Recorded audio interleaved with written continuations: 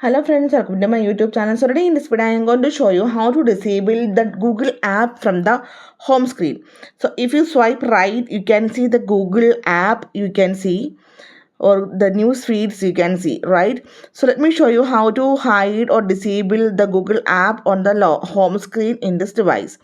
For this, press and hold the home screen, tap on home settings.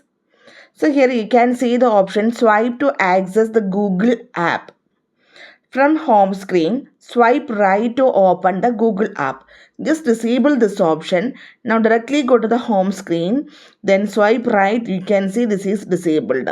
Successfully we disabled the Google app. If you want to again view this one, now turn on this option. You can see the Google app is here. So if you want to disable this one, just turn off this option. So simply in this way we can disable the Google app on the home screen in this device. So hope you guys enjoy this video. Thank you for watching. Thank you. Bye bye.